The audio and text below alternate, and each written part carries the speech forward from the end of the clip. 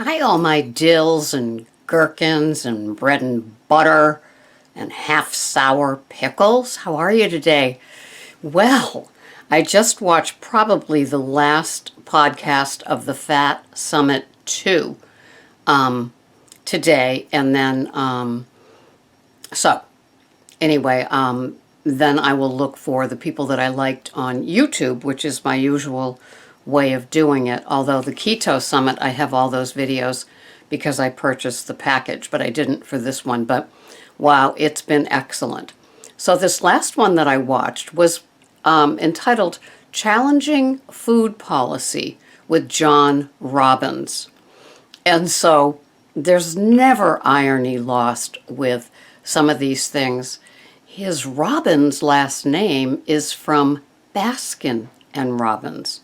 Yes, indeed. His father was the Robbins of Baskin and Robbins, and I think his uncle-in-law or somebody, it was another kind of relative in his family, was the Baskins. And so he grew up scooping ice cream, as did Dr. Hyman. That was his first job, too, at Baskin and Robbins. And so this man, John Robbins, said, I even did the recipe for a couple of them. And Jamocha, almond fudge, and another nut one. And he said, John Robbins said, well, they had the least sugar of all the ice creams there. And he said, and after a while, with my food journey, I realized that I couldn't work at a place like that and then be a challenging food policy person, starting an organization, which I'll tell you about in a second.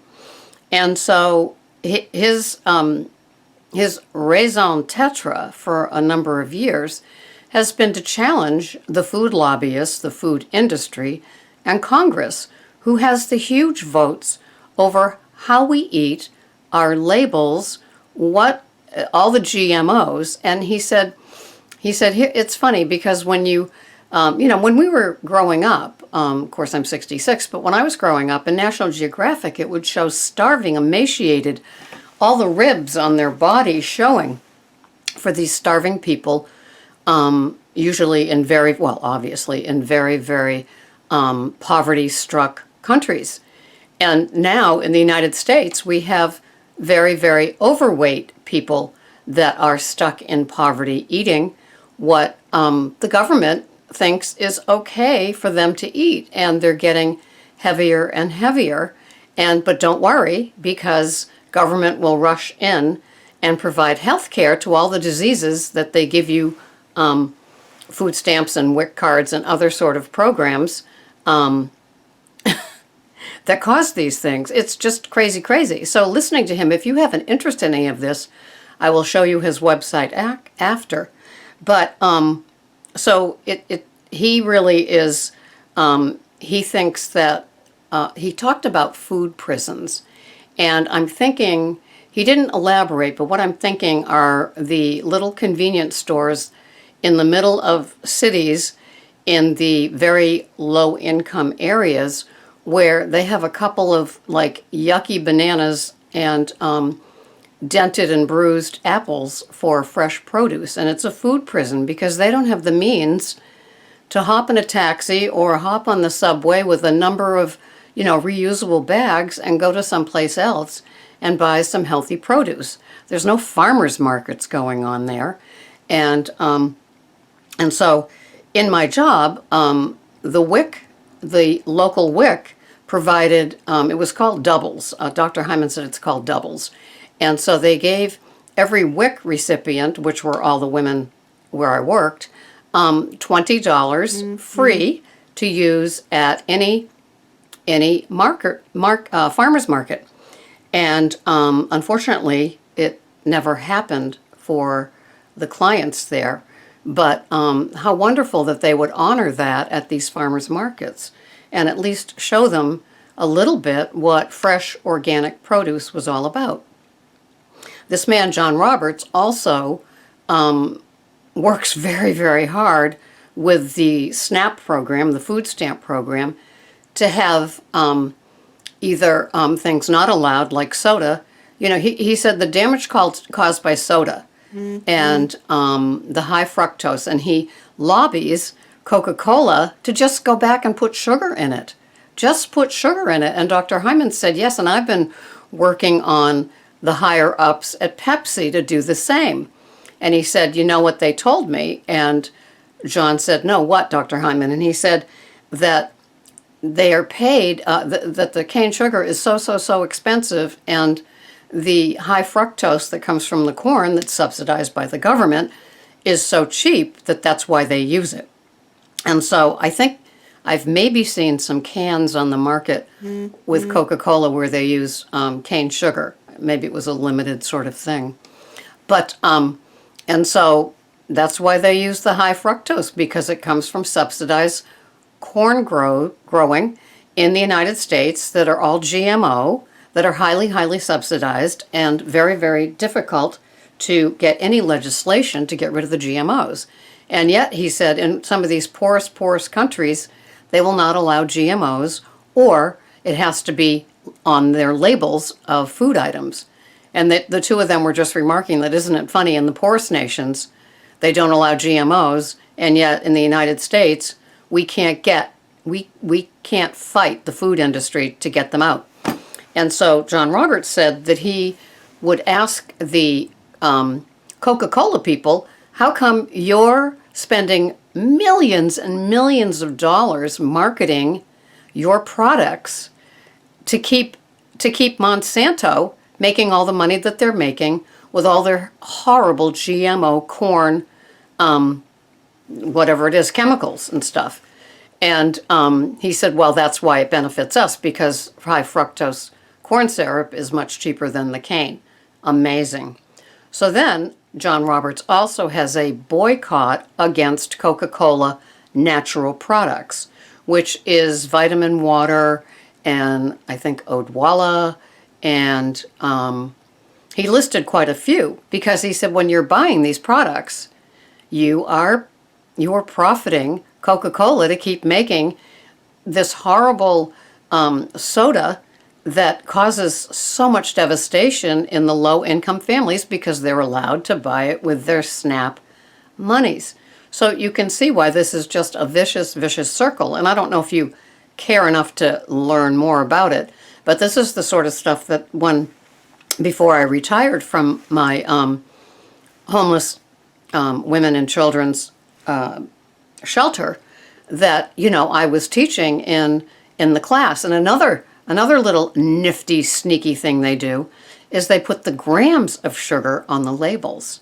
Why? Because who's paying attention to grams? If you said to anybody, if you asked 10 people how many grams of sugar in a teaspoon, you probably would get one person that knows.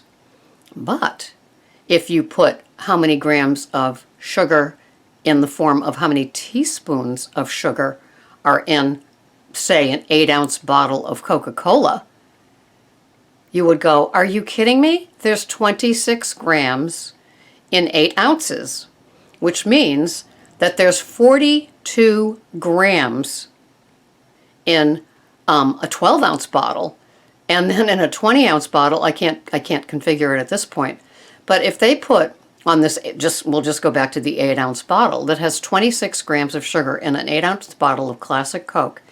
If you put that into teaspoons, it would show almost 7 times 4, 7 teaspoons, which is almost 2.5 tablespoons. It's a little more than 2.5 tablespoons of sugar in that 8-ounce bottle of Coke. Now, wouldn't that make a difference if those sort of mathematical things were corrected and it could be taught in school so they could see what they were having? But in another podcast I was listening to, it says it doesn't even matter because apple juice has more sugar than Coke. So, and we're feeding our kids tremendous amounts of the apple juice. And where I worked, I used to say cut it with water, but nobody ever did. Same with orange juice. So anyway, this is because it's time for me to go. This is the website. If you have more interest in food revolution. And I remember Jamie Oliver and the man from England and how he was made such fun of for his food revolution. And he came to, I think it was Arkansas, the poorest county in Arkansas, and tried to get into the schools and change all the food, and how they fought him and they fought him and they fought him, from the people that worked in the cafeterias through the, principals to the school administrators. It was ridiculous how much they fought him on having good, healthy food, and making some of the standard things like pizzas and salads and things like that more healthy. So this is the Food Revolution Summit. Now, the summit for 2016 already took place, but if you go in, there's, see where it says sign up for that, the 2016 Food Revolution. If you sign up for it now, they will let you watch all the videos for free. And so, John Robbins, this is his son, Ocean. John has written a couple of very bestseller books on this whole thing, and he is just a pioneer in the front of getting changes made, and I so honor that. So it was a great way to end my Fat Summit 2 viewing, and I did get more than half of the people watched. It takes 40 to 50 to 60 minutes for each one, so I'm very glad that I had the time, made the time to watch it. But this man is he's a revolutionary warrior for sure. So that is it, and tune on in if you want more information. This is the sort of place that I get a lot of information that I bring to you, and I did, because these are all the things that they talked about, Dr. Hyman and John Robbins, and you will see individual videos on each one that I will do, because it's so important in what you put in your body. Sugar is poison, and along with all the other chemicals. And GMOs, shame on Monsanto, but they got more money than you do, and more lobbyists in Congress than you do. So it's going to take more than just California to get rid of the GMOs and have them put on labels. Although some states already are, thank you, Vermont. I bet Bernie Sanders was behind that. Anyway, this has been Sarah, Pearls of Wisdom and Food. I hope you enjoyed this video, a little enlightening, a little provocative, and here's a place where you can get even more information. Thanks so much for watching. Bye-bye for now.